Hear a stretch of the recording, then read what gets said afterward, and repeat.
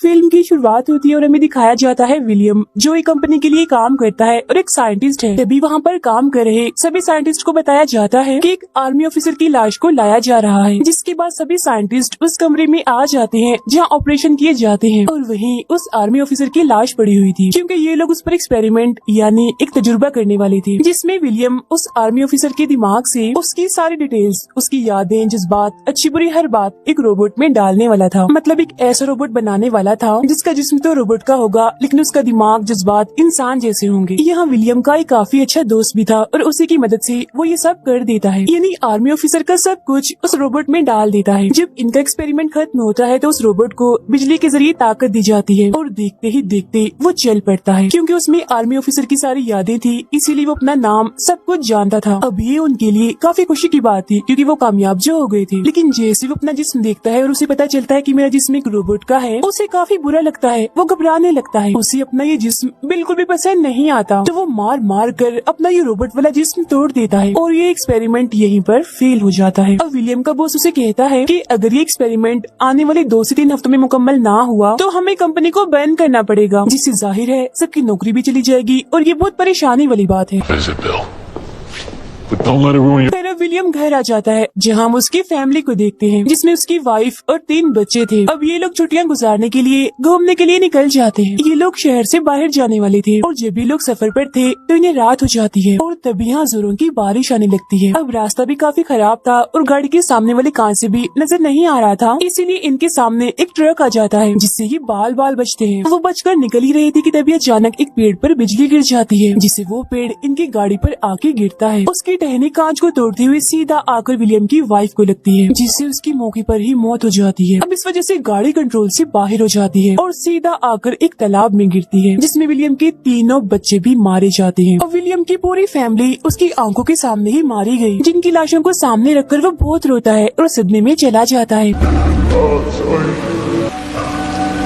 फिर कुछ देर बाद वो खुद को संभालते हुए अपने दोस्त को कॉल करता है, उसे यहाँ बुलाता है और कहता है कि जिस्म से हर चीज को कॉपी करने वाली सारी मशीन्स भी साथ लाना। फिर कुछ देर के बाद उसका दोस्त यहाँ पहुँच जाता है और वो भी विलियम की पूरी फैमिली को ऐसे मरा हुआ देखकर काफी दुखी था और हैरान भी। यहाँ विलियम अपने दोस्त को कहता है कि मेरी फैमिली के सभी लोगों का सारा डेटा, इन्हीं डिटेल्स ले लो। जिस पर उसका दोस्त कहता है ठीक है मैं डेटा ले लेता हूँ, लेकिन तुम इसका करोगे क्या? जिस पर विलियम उसे कोई जवाब नहीं देता। अब उसका दोस्त अपनी मशीन के जरिए सभी का डेटा, सारी डिटेल्स यानी उनकी यादें ले लेता है, जिन्हें लेकर दोनों अपने ही कंपनी की लैब में आ जाते हैं। जहाँ आकर विलियम अपने दोस्त को बता ही देता है कि मैं अपनी फैमिली के क्लोन्स बनाना चाहता हूँ, यानी उनके डुप्लीकेट जो बिल्कुल हूबहू उसकी फैमिली के सभी लोगों के जैसे होंगे, जिसके लिए मैं दूसरे जिस्मों में उनकी सारी डिटेल्स डालूंगा और अपनी फैमिली के सभी लोगों को उनकी ही पहले वाली शक्लें दूंगा। ये सुनकर उसका दोस्त क्लोन्स बनाने के लिए मना करता है, क्योंकि पूरी दुनिया में क्लोन्स बनाने पर पाबंदी है, इन्हीं मना है। लेकिन विलियम उसकी एक नहीं सुनता। अब क्योंकि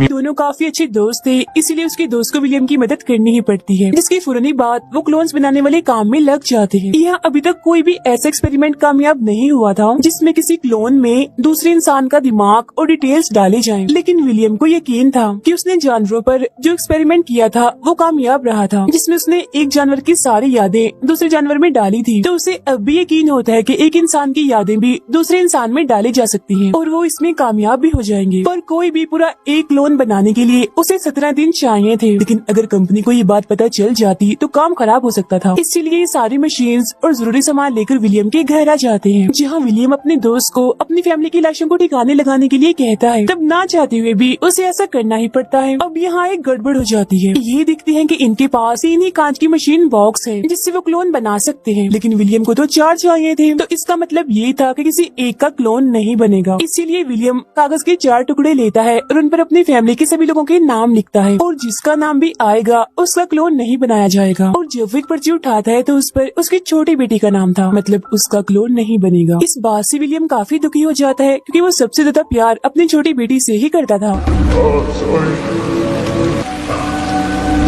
लेकिन फिलहाल सारे हालात को समझते हुए वो अपनी वाइफ और बाकी 2 बच्चों के क्लोन्स बनाने में लग जाता है। विलियम के दोस्त ने क्लोन्स बनाने के लिए एक पूरा प्लान बनाया हुआ था। इस पूरे काम को खत्म होने के लिए अब 17 दिन लगने वाले थे। क्लोन्स बनने के बाद वो उसी उम्र में आ जाएंगे जिसमें वो मरे थे। यहाँ विलियम का दोस्त उसे बताता है कि क्लोन्स बनाते हुए अगर एक बार भी बिजली चली गई तो ये पूरा एक्सपेरिमेंट फेल हो जाएगा। इसीलिए विलियम आसपास की गाड़ियों की बैटरीज निकाल कर लाता है जिसकी बिजली इस्तेमाल करके ये लोग अपना काम करते हैं। यहाँ विलियम का दोस्त कहता है, अच्छा मेरी बात सुनो, चलो मान लिया हमारा एक्सपेरिमेंट कामयाब हो गया, क्लोन्स बन गए, लेकिन वो लोग एक्सीडेंट से मरे थे, इसीलिए उनके दिमाग में एक्सीडेंट और तुम्हारी छोटी बेटी की सारी यादें होंगी। अगर उन्होंने इस बारे में तुमसे सवाल कर लिया तो तुम क्या करोगे, क्या जवाब दोगे उन्हें? काफी सोचने के बाद विलियम ये फैसला करता है कि मैं उनके एक्सीडेंट और अपनी छोटी बेटी की यादें इन क्लोन्स के दिमाग से मिटा दूंगा। अब यहाँ एक के बाद एक दिन गुजरता जाता है, लेकिन विलियम ऑफिस नहीं जा रहा था क्योंकि कैसे भी करके उसे अपना ये काम मुकम्मल करना था। जब विलियम का दोस्त काम पर जाता है तो उसका बॉस उसे पूछता है कि विलियम कहाँ है। विलियम का ऑफिस आना, काम करना बहुत जरूरी है क्योंकि अगर विलियम ने काम पूरा ना किया, इन एक्सपेरिमेंट में वो कामयाब ना हुआ तो बहुत जल्द हमारी कंपनी बंद हो जाएगी। उधर घर में विलियम को बहुत सारी मुश्किलात का सामना करना पड़ता है क्योंकि उसके बच्चों के स्कूल से टीचर घर ही आ गई थी और उसकी वाइफ एक डॉक्टर थी, तो वहाँ से भी फोन आने लगते हैं कि काफी दिनों से वो काम पर नहीं आ रही। इसलिए विलियम उन सबकी मोबाइल से उनके दोस्तों को मैसेज कर देता है कि हम कुछ दिनों के लिए शहर से बाहर आए हुए हैं। यहाँ साथ में विलियम अपने पुराने एक्सपेरिमेंट पर भी काम कर रहा था कि उसका जो आर्मी ऑफिसर वाला रोबोट है वो आखिरकार फेल क्यों हुआ। उधर कंपनी में भी परेशानी वाला माहौल था क्योंकि विलियम था नहीं तो एक्सपेरिमेंट पर काम नहीं हो रहा था, जिससे उनकी कंपनी हमेशा के लिए बंद होने वाली थी। अब यहाँ देखते ही देखते 17 दिन गुजर जाते हैं और उसका दोस्त उन क्लोन्स को मशीन बॉक्स से बाहर निकालने के लिए आता है, लेकिन अभी विलियम इसके लिए तैयार नहीं था। वो अपने दोस्त को कहता है कि मैं अभी भी इस सोच में हूँ कि हमने उनमें सारी डिटेल्स यादें तो डाल दी, लेकिन होश में आने के बाद क्या वो बिल्कुल वैसे ही होंगे जैसे मैं चाहता हूँ। जिस पर उसका दोस्त कहता है कि देखो उन्हें निकालने का यही सही वक्त है, सोच के वक्त को जाया मत करो क्योंकि अगर उन्हें अभी बाहर नहीं निकाला गया तो 17 दिन से ऊपर होने पर उनकी उम्र बढ़ जाएगी और सारे क्लोन्स खराब हो जाएंगे। इसीलिए फौरन ही सभी क्लोन्स को मशीन बॉक्स से बाहर निकाल कर इंजेक्शन लगाकर 3 दिन के लिए बेहोश कर दिया जाता है। जब विलियम की वाइफ बेहोश पड़ी थी तो वो उसके हाथ पर हाथ रखता है और देखता है कि उसका दिमाग काम करना शुरू हो गया है और जैसे वो हाथ हटाता है दिमाग काम करना बंद हो जाता है। तो तब जाकर यहाँ विलियम को एक बात समझ आती है कि इंसान का जो दिमाग है उसके सारे हिस्से हैं वो हमारे पूरे जिस्म से जुड़े हुए हैं, इसीलिए तो ये बात बहुत जरूरी है कि दिमाग और बाकी जिस्म का आपस में तालमेल होना चाहिए, यानी पूरा जिस्म जैसे दिमाग और बाकी हिस्से एक ही बात पर इत्तेफाक करें। और आर्मी ऑफिसर वाला एक्सपेरिमेंट इसीलिए फेल हुआ था क्योंकि जब उसे होश आई तो उसके दिमाग के मुताबिक उसका जिस्म इंसानों जैसा होना चाहिए था, लेकिन जब उसके दिमाग ने लोहे का जिस्म देखा तो वो घबरा गया, कंट्रोल से बाहर हो गया, इसीलिए उसने अपना जिस्म तोड़ लिया। लेकिन अगर दिमाग के साथ ये चाल चली जाए, उसे पहले से ही बता दिया जाए कि तुम्हारा जिस्म लोहे का है, तो वो घबराएगा नहीं बल्कि अपने जिस्म को अपना लेगा। इसीलिए तो जब उसने अपनी वाइफ के हाथ पर हाथ रखा था तो उसके जिस्म और दिमाग ने इत्तेफाक किया था और दिमाग काम करना शुरू हो गया। 3 दिन बेहोशी के बाद उनके दिमाग का नक्शा बनाकर देखता है और उनकी यादों से एक्सीडेंट और छोटी बच्ची की बात मिटा देता है और अब होश में आने पर वो बिल्कुल पहले जैसे ही दिख रहे थे और जो अपनी जिंदगी में थे वैसे विलियम के साथ पेश आते हैं। उन्हें विलियम की छोटी बेटी के बारे में भी कुछ भी याद नहीं था, ये देखकर वो भी काफी खुश होता है। अब ये विलियम ने एक ऐसी अजीब चीज कर दी थी जो कि होना नामुमकिन था। इसके बाद विलियम ऑफिस चला जाता है अपना आर्मी ऑफिसर वाला एक्सपेरिमेंट पूरा करने के लिए, लेकिन अब की बार वो आर्मी वाले रोबोट का दिमाग इस्तेमाल नहीं कर सकता था क्योंकि उसके दिमाग को पहले ही पता था कि मेरा जिस्म इंसानी है, तो अब उसे एक नया दिमाग चाहिए था। इसलिए वो यहाँ पर अपने ही दिमाग का नक्शा बनाकर चेक करने लगता है। हैरत वाली बात ये थी कि वो अपने दिमाग को कंट्रोल भी कर पा रहा था। उधर हम विलियम की वाइफ को देखते हैं जो अचानक से बार बार बेचैन हो जाया करती थी क्योंकि अक्सर उसे ख्यालों में अपनी छोटी बेटी दिखती है। कई बार वो अपनी छोटी बेटी के बारे में विलियम से पूछती भी है, लेकिन वो हमेशा उसकी बात टाल देता है। और तो और विलियम की बड़ी बेटी को भी एक बुरा ख्वाब आता है जिसमें वो देखती है कि उनकी गाड़ी का एक्सीडेंट हुआ जिसमें उसकी मॉम की मौत हो गई, इसलिए वो डरते हुए उठ जाती है। लेकिन तब विलियम उसे वहाँ आकर समझाता है कि डरो नहीं, ये बस एक बुरा ख्वाब था। अब विलियम को भी शक होने लगता है कि जरूर कोई गड़बड़ है, इसीलिए वो अपनी बेटी को बेहोश करता है और उसे सारी मशीन से जोड़कर उसके दिमाग का नक्शा चेक करने लगता है, ये देखने के लिए कि एक्सीडेंट की कोई याद उसके दिमाग में रह तो नहीं गई। अभी वो ये सब कर ही रहा था कि तभी यहाँ उसकी वाइफ आ जाती है जो ये सब कुछ देखकर काफी हैरान होती है और विलियम से पूछती है ये तुम क्या कर रहे हो, आखिर चल क्या रहा है इधर। तब ना चाहते हुए भी विलियम को उसे सब बताना ही पड़ता है कि कुछ वक्त पहले हमारा एक्सीडेंट हुआ था जिसमें तुम तीनों की मौत हो गई थी, जिसके बाद मैंने तुम तीनों के क्लोन्स बनाए और सारी डिटेल्स यादें तुम्हारे दिमाग में डाल दी।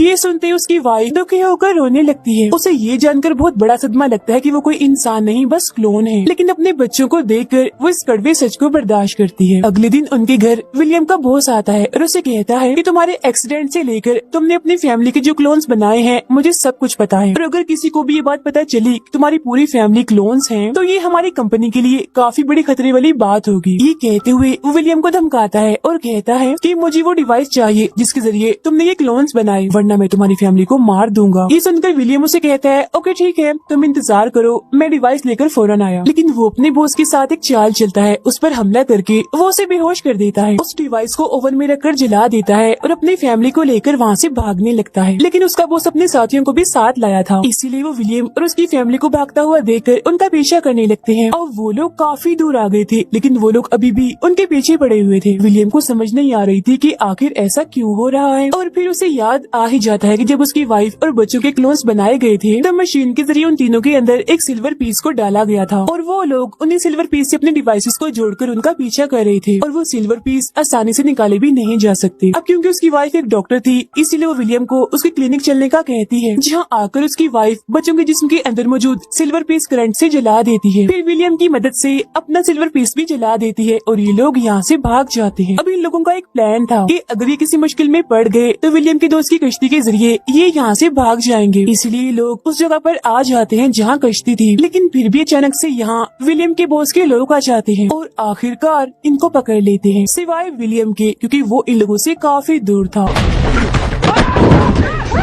अब ये लोग विलियम की फैमिली को अपनी कंपनी में लेकर जाते हैं। थोड़ी ही देर बाद विलियम भी यहाँ पर आ जाता है। यहाँ उसका दोस्त भी था जिसे उनका बॉस धमका रहा था, इसी वजह से उसने अपने बॉस को विलियम की सारी बात बता दी। यहाँ दोबारा से उनका बॉस विलियम से वो डिवाइस मांगता है, लेकिन वो उस डिवाइस को देने से मना कर देता है, इसीलिए उसका बॉस विलियम के दोस्त को गोली से मार देता है और वो बेचारा सिर्फ अपने दोस्त विलियम की मदद करने के चक्कर में मारा जाता है। ये देखकर विलियम डर जाता है और अपने बॉस को एक नई डिवाइस बनाकर देता है, लेकिन यहाँ उसके बॉस के इरादे कुछ ठीक नहीं लग रहे थे। जैसे उसे डिवाइस मिलती है वो विलियम की फैमिली को मारने के लिए चला जाता है, लेकिन तभी विलियम का बनाया हुआ रोबोट जिसे वो कंट्रोल कर सकता है वो खुद यहाँ पर आ जाता है